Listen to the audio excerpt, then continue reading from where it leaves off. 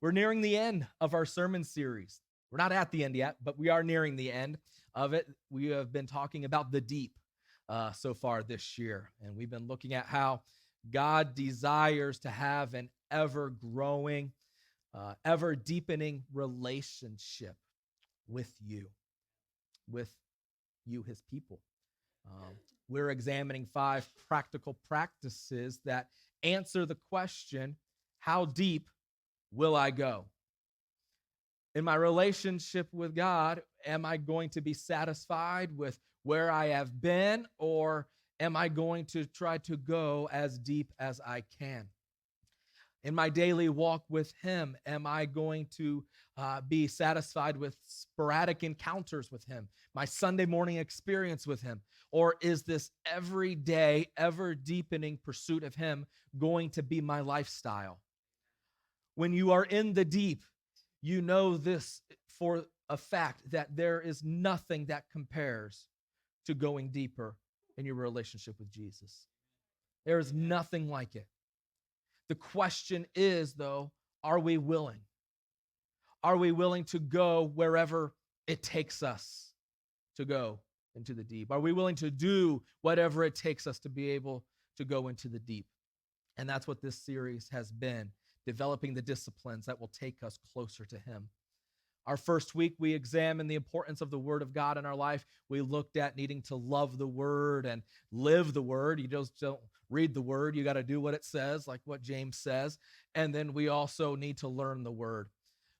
We looked at a couple of weeks ago, it was more practical in nature. We looked at being people who serve. It's important to serve. Serving takes us deeper with Jesus. And those that serve wholeheartedly, they know some things. They know how serving maintains us. They know how serving maximizes his ability in our life, because we need his ability to work in our life. We learn also that serving minimizes us. How many know here today that less of me, not less of me, but less of you as well, less of us is a good thing? Amen. Right? Less of us is a good thing. We want more of Jesus. And so that thing promotes more of Jesus in our life than serving. Last week, we saw the discipline of prayer. This is discipline of prayer. We looked at asking to be closer to Jesus, seeking his presence over provision, and then knocking as long as it takes. This morning, we're going to talk about probably the most popular topic in the church today. You ready? We're talking about sacrificial giving. Everyone say, yay, a giving message. Tell your neighbor, yay, a giving message. All right. Let's look at Mark chapter 12. See what Jesus commented about giving. Mark chapter 12, I want to read to you 4 verses, start in verse 41. Jesus sat down opposite the place where the offerings were put. And he watched the crowd putting their money into the temple treasury. Many rich people threw in their large amount. Ooh, glory. But a poor widow came and put in 2 very small copper coins, worth only a few cents. Calling his disciples to him, Jesus said, truly, I tell you, this poor widow has put more into the treasury than all the others. They gave out of their wealth, but she gave out of her poverty. Put in everything. Say everything with me. Everything. Put in everything, all she had to live on. You know, the widow knew something.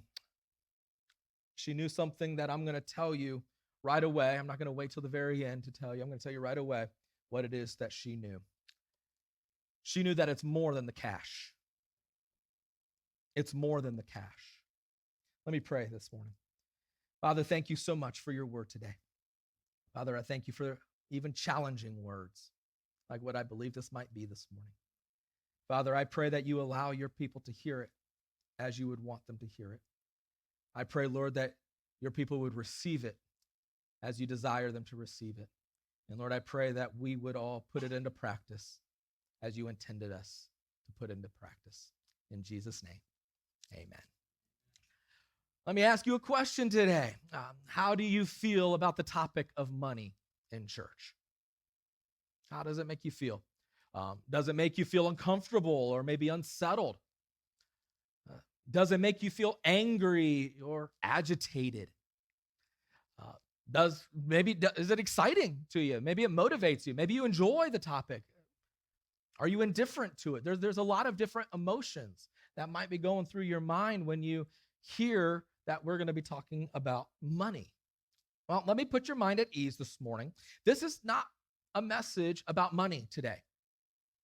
You're in luck. It's not a money message. This is a message about sacrificial giving. We are talking about this morning giving what matters the most. Giving all that has the most value in our lives. It is our culture that correlates this to money.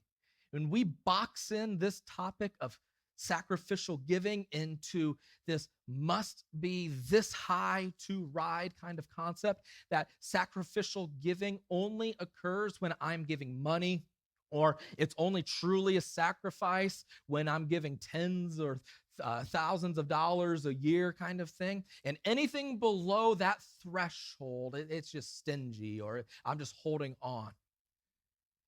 And because our culture correlates this to money, when the topic comes up, like today, we talk about sacrificial giving, it automatically gets put into this box that we label, oh, that's all the church ever wants. They just want my money.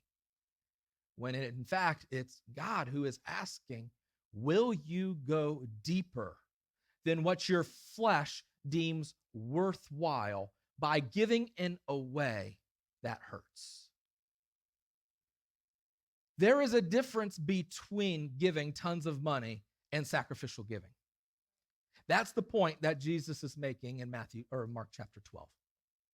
From a human or a fleshly standpoint, more money equals more value. Those generous tithers in Mark chapter 12, oh, they were so impressed with one another. One would slip in $100 bill. One would write a check, make sure that they really made the zeros on the check extra large, and they wouldn't even fold it. They'd put it face up right there in that offering bucket. They were impressed with one another.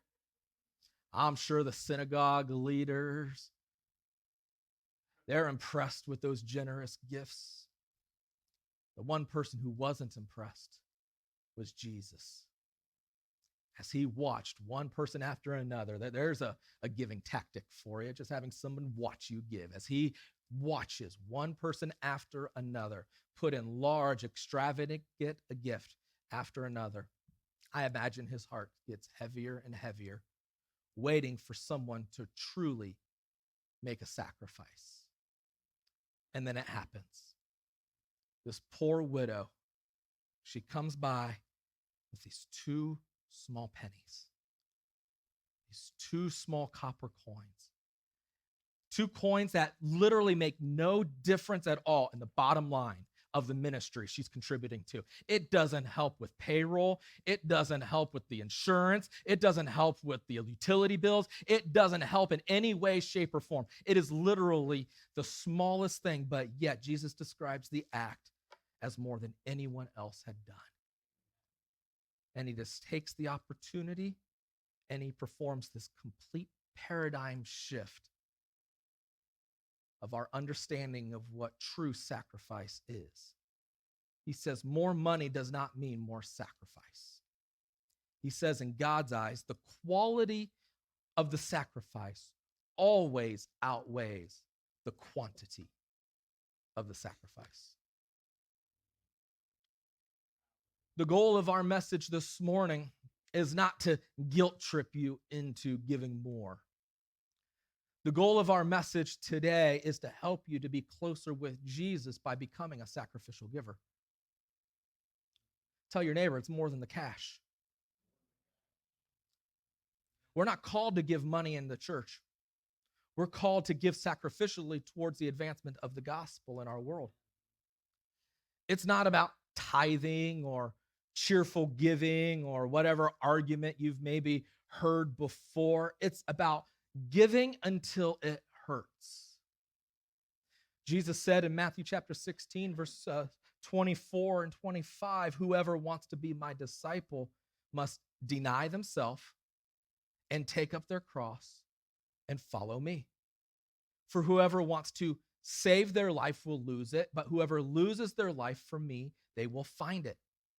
This term, those who lose their life, those people that give all they can of what gives their life meaning. Those people that lose their life, they're the people that give all they can of what gives their life value. And these are the ones who find out that life, what life found in him is all about. It's more than cash in an offering bucket. This is the avenue by which we can know Jesus in the best possible way. Because Jesus, he is the embodiment of sacrifice and sacrificial giving. In our efforts to be as close to him as we possibly can, to become like him as well as we can, we cannot embrace the easy aspects of his character. You know, the easy ones. Well, at least they seem easier at times, like kindness and compassion and grace and love and empathy. And we can't embrace those and skip over the ones that aren't as easy and are a lot less fun to do, like sacrificial giving. We will limit how deep we will go because of how much we hold on. We will. Look what happened to Cain, the firstborn child ever. The Bible says in Genesis 4, in the course of time, Cain brought the first fruits of the soil as an offering to the Lord, but his brother Abel also brought an offering, fat portions from the firstborn of his flock. The Lord looked with favor on Abel and his offering, but with Cain and his offering, he did not look with favor. I'm sure what Cain brought was heavier than Abel's offering. I'm sure it was probably even larger in volume than Abel's offering. It might have even been more individual items than Abel's offering. Yet Abel's sacrifice was preferred because he had a higher quality. Remember, the quality of the sacrifice always outweighs the quantity of the sacrifice. In Acts chapter 5, you read about this married couple, Ananias and Sapphira. They are giving what appears to be generously in response to another individual, Barnabas of Acts chapter 4. And they give this offering, but it's an offering with selfish motives. Maybe their offering was actually bigger. Maybe they had a bigger field than Barnabas, and they got more money from it. Maybe half of what they gave was more than 100% of what Barnabas gave. You know, obviously it's speculation. There's no way to prove or disprove this, but yet it doesn't matter. Ananias and Sapphira, their gift, it may have been more money, it may have been less money. Either way, the quality of their sacrifice was tainted by their selfish hearts. The quality of the sacrifice always outweighs the quantity of the sacrifice. Jesus, he calls us to sacrificial giving. For Abel, it was fat portions. For Abraham, it was his firstborn son. For Barnabas, it was his financial prosperity. For the disciples who followed Jesus, even long after Jesus went into heaven, it was their very lives. These people and dozens more all throughout the Bible, all throughout the scriptures, they learned that a closer and a deeper and a more loving relationship with God, it's going to take sacrificing all that I am. It's going to take sacrificing all that I have, and it's going to take sacrificing all that I want. It's more than the cash. So what does that mean for us this morning? You know, I know it's Super Bowl Sunday. I get that. I know you have big plans this afternoon. I know you got hours of pregame ready to watch. We're ready to go. Some of you guys are, I know. But if you give me just a few more minutes this morning, I want to answer the question, if it's not about the cash, what is it about then? If it's not about the cash, what is it about? First of all, if it's not about the cash, then it's about the impact around me. It's about the impact around me. Remember, a key character trait of Jesus is this, is that he is a sacrificial giver. He didn't come and give some of his time. He gave all of his time. He didn't come and give a portion of his life. He gave his entire life. He didn't come and give until he was tired. He came and he continued to give until every last breath in his lungs was exhausted. He gave it all, not for his benefit. He gave it to impact the world. Sacrificial giving has an impact. It's an impact that reaches far beyond what I can see right here and right now. You remember Jesus when he was anointed at Bethany? He's at the home of Simon the leper, and Matthew and Mark record how he is reclining at the table when this woman comes in and she pours this alabaster jar of expensive perfume over his head.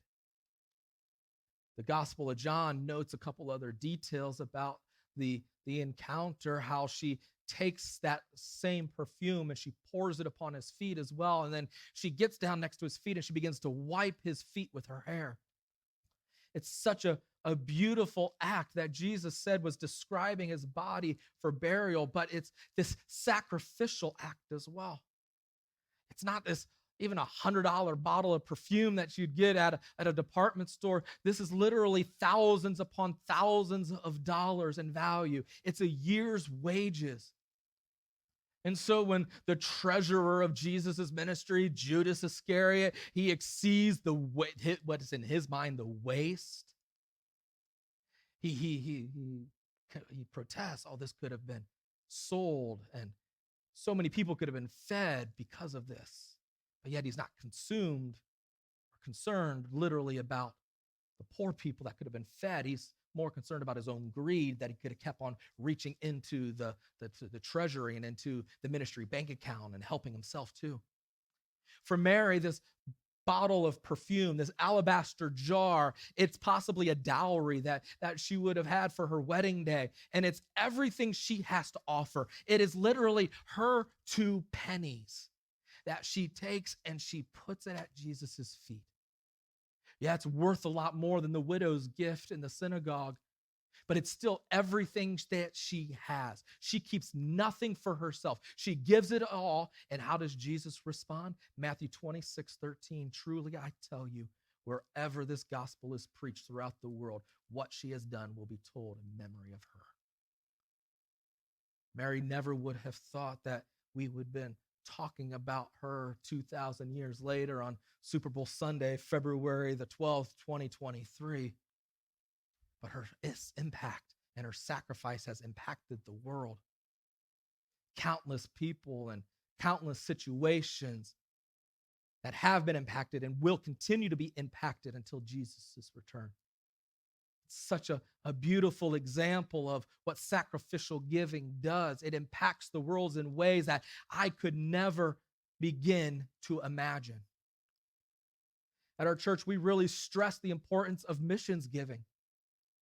The first Sunday of every single month, we did it last Sunday, we stressed the importance of being sold out to missions, giving above a tithe and above an offering and giving into missions as well, because that gift, that sacrificial gift, it goes beyond the 4 corners of your life and it impacts a world. It impacts a place that you maybe never would go personally. It impacts the people that you maybe would never meet on at a first-hand basis, but yet you support somebody that does go. You support someone that will meet, and it impacts the world for Jesus. And it's because of a sacrifice that you are willing to make. When you give sacrificially by serving, whether it be in a nursery or in a preschool, or maybe you sacrifice by serving in a student ministry environment or in a kids' church environment, it's impacting a world in ways that you can't even begin to imagine, because you're developing a pattern that's going to reach people that are impressionable, a generation that needs to be impressioned towards the importance of the church and the importance of Jesus in their lives. And so you serve in that capacity, and you serve sacrificially in that capacity. And as they see you serve, they grow up and they stay in the church, and they are impacted by that. And they pass that on to the next generation. And that's the way the church has worked for hundreds and thousands of years, because the impact of sacrificial giving if you are wanting to make a difference, even in the small little pocket of your life, maybe within just your little family, look no further than sacrificial giving. It's the best way to combat an attitude that is selfish in nature. It's the best way to combat a greedy personality is by generous acts. It will show those that are closest to you, those that maybe don't already know what living for Jesus is already about. And that's something the enemy does not want. The enemy doesn't want that. The enemy didn't want Jesus and the impact of his sacrificial gift on the world. The enemy does not want the impact of your sacrificial gift on the world as well. Secondly, this morning, if it's not about the cash, it's about investing in my future. It's about investing in my future. Sacrificial giving, it changes you. It will change your perspective. It'll change how you view the world. It'll change how you view the people in your world. It might even change the way that you look at people in Walmart. It's possible. He's the God that moves mountains, right? It will align your priorities with his. What you deem as important, it will be aligned with what he deems as important. What you spend your money on, it'll be aligned with his priorities. The way you spend your time will be aligned with his priorities. It might even change your position, the way that other people look at you. When it's done genuinely and wholeheartedly and repeatedly, it will change you, and it will change you for the better. So start thinking about sacrificial giving as an investment in your future. You know, usually when we hear a message like this, the main selling point is the blessing that comes. So give, it'll be given to you, a good measure, pressed down, shaken together, running over, be poured out into your lap. God will open up the floodgates of heaven, pour out such a blessing, you won't be able to contain it. You know, I know that's great in teaching, and we hold to that teaching. We believe that that's true and relevant for today. God blesses generosity. But as we are faithful and generous in giving, he is faithful and generous in pouring out. Giving, it produces beautiful things in my life. It produces complete trust. He pours out my ability to be able to trust. I can trust that he is enough. Sacrificial giving, it's investing in my fulfillment. I'm happier and more content when I give sacrificially. Generosity and sacrificial giving, they are not mutually exclusive. They are harmoniously similar. And you know, I might benefit in the here and now, but sometimes sacrificial giving isn't an investment for my present, it's an investment for my future. Jesus said in Matthew chapter 6, do not store up for yourselves treasure on earth where moths and vermin, that's a good southern word, vermin destroy, and where thieves break in and steal. But store up for yourselves treasure in heaven where moths and, you say it with me, vermin do not destroy, and where thieves do not break in and steal. For where your treasure is, there your heart will be also. A lifestyle of sacrificial giving, it produces eternal payoff. We're storing up treasure in heaven. It's a treasure that cannot be tainted. It's a treasure that will not decay. 1 Peter chapter 1, verse 4 describes it as an inheritance that will never perish, never spoil, never fade. As I allocate my earthly treasure heavenward, God, he allocates heavenly treasure onward. Onward to a time when I will be in his presence forevermore. Onward to a time when I will visually see his face. Onward to a moment where I hear his words, well done, good and faithful servant. The enemy, he wants you to believe that sacrifice produces and creates a deficit in your life, that your life, it is going to be lacking. Because when I had it, whether it was money or whether it was moment, and I gave away my 2 pennies, whatever it was, I found out the truth that I was more fulfilled, I was more content, I was more at peace, I had more hope than what I ever had before. The truth is that sacrificial giving, it is an investment. It always creates a return. It creates a return, and it creates room in my life. It creates room in my life for his provision, whether it be in the present now or in the future. While I live my days on planet Earth, I have room to receive what it is that he wants to provide in my life. It creates room for his reward for when I am with him forevermore, when I see him face to face. So don't believe the lie of the enemy. Invest in you. Invest in your future. God has given and continues to give all he can. Be like that poor widow. Grab your 2 cents, whatever they may be, and give those as well. The final thing, if it's not about the cash, it's about being included. It's about being included. What is the purpose of sacrifice except to provide something that is lacking? Humanity needed a sacrifice to atone for our sin. We're sinful beings. We are fallen creations. So Jesus, he's the spotless lamb that atones and is the perfect sacrifice that we need to be able to have a relationship with God. And when it comes to something that is lacking, that needs a sacrifice or provided through the sacrifice, a spoken word from God could bring, speaking it, could bring it right into existence. When there was light that was lacking, he spoke the words, "Let there be light," and there was light. You know, the tangible needs of our church, the tangible needs of any church, the tangible needs of your life, he could speak what is needed into existence. He could speak resources from thin air. He could speak provision from nothing. He could literally say, "Let there be," and then there would be. Yet God does not operate this way. He has chosen to include us in his process. Sacrificial giving, it isn't a punishment. It's not the method of his desire for us to pay reparations forward for what he has done. No, he doesn't place this on people that he dislikes.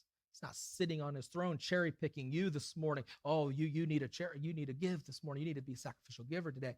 Sacrificial giving is a privilege given to those who are chosen, who are called according to his purpose.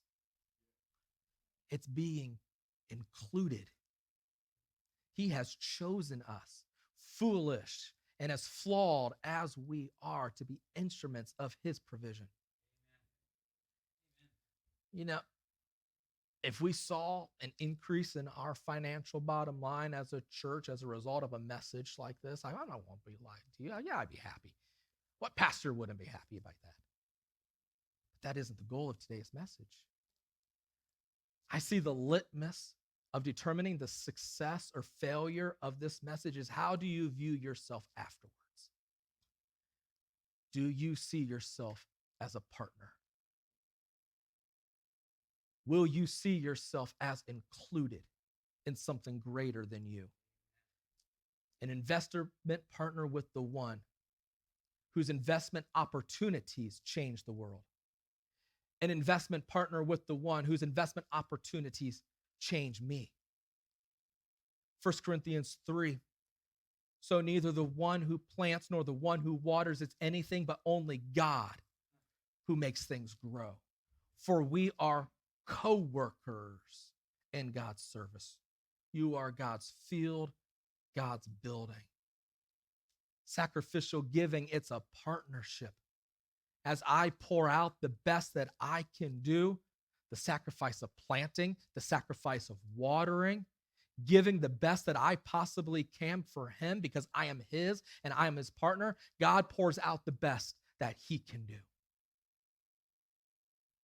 I have always loved being included in what God is doing, especially at the local church level.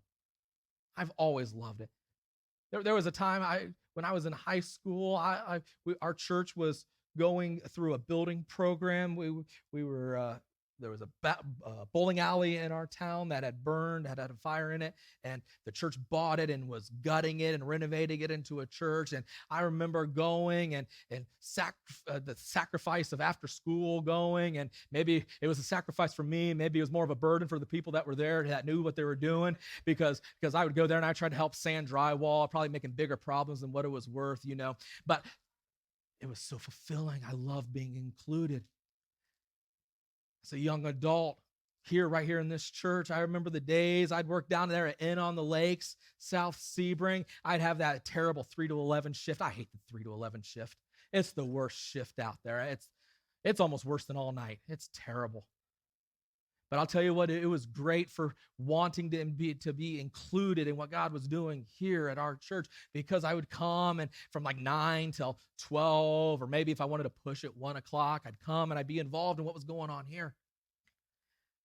There were times where I was bivocational. I'd work banker's hours, literally at a bank, worked for Wells Fargo for a little bit of time, work 8 to 5 or so. And then I'd come here and I just loved being included.